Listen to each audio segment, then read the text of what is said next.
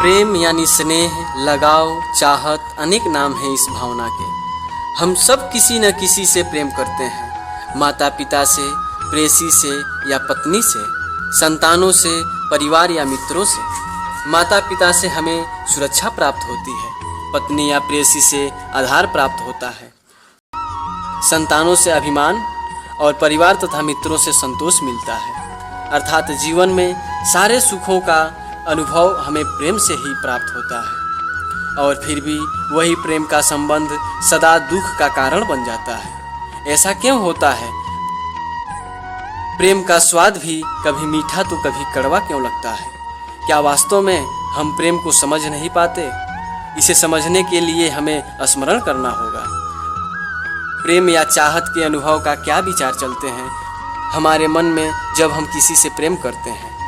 जब गहरे प्रेम का अनुभव होता है तो हम सोचते हैं उस व्यक्ति को सारा सुख दे दें, सब कुछ दें जो हमारे पास है, बदले में हमें किसी वस्तु की इच्छा नहीं होती है। क्या ये सत्य नहीं? जब हम किसी को चाहते हैं तब हम उससे कुछ नहीं चाहते। प्रेम वास्तव में उस संबंध को कहा जाता है जिस संबंध से हमें कोई आशा, कोई चाह, कोई मांग ना हो।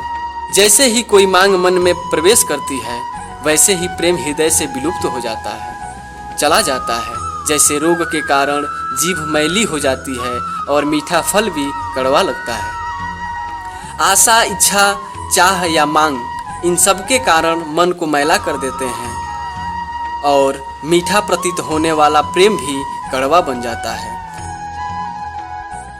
अर्थात प्रेम उस संबंध का नाम है जिसमें कोई मांग नहीं। प्रेम की बात करते ही साथ बात आता है घृणा का। घृणा का अनुभव किसने नहीं किया? किसी व्यक्ति का नाम सुनते ही मन में कड़वाहट आ जाए, हमारे मन में इच्छा जागे कि उस व्यक्ति का सर्वनाश हो, वही तो घृणा है ना? उसी व्यक्ति ने हमारे प्रेम को ठुकराया, हमारी कोई संपत्ति चुराई अथवा कारोबार में हमें धोखा दिया। ऐसे कई कारण भी हम सोच लेते हैं, लेकिन क्या वास्तव में किसी के कार्य का हमारी घृणा से कोई संबंध है? विचार कीजिए, एक धर्म के मानने वालों को दूसरे धर्म के मानने वालों के प्रति घृणा होती है, वहाँ तो किसी ने दूसरे को सीधा नुकसान नहीं पहुँचाया। हमारे मन में किसी के लिए घृणा क्यों जन्म लेती है? क्या इसका संबंध किसी के कार्य से है या सिर्फ हमारे मन से है? विश्व के सारे धर्म तो प्रेम और शांति का संदेश देते हैं, है ना? वास्तव में जब कोई प्रेम संबंध तोड़ता है तो हमें डर लगता है कि हम जी नहीं पाएंगे। कोई कारोबार में धोखा देता है तब हमें डर लगता है कि हम गरीब हो जाएंगे। किसी दूसरे धर्म के मानने वालों से मिलते हैं तो हमें भय लगता है कि हमारी श्रद्धा डगमगा न जाए।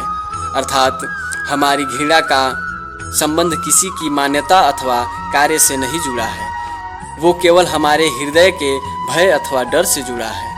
जिसके हृदय से डर चला जाता है वो पूरी तरह निर्भय हो जाता है, वो किसी से भी घृणा कर ही नहीं सकता। और डर के पार जाना अनिवार्य है। डर वह दिमक है जो मनुष्य की आत्मा को खा जाता है। इस शब्द पर आप चिंतन, मनन और विचार अवश्य कीजिएगा। यह प्रेम और घृणा के संबंध में जो बातें कही गई हों आपको अच्छी लगी हों, आप इस वीडियो को लाइक, कमेंट, शेयर जरूर करें और तथा हमसे जुड़ने के लिए हमारे चैनल को सब्सक्राइब करें।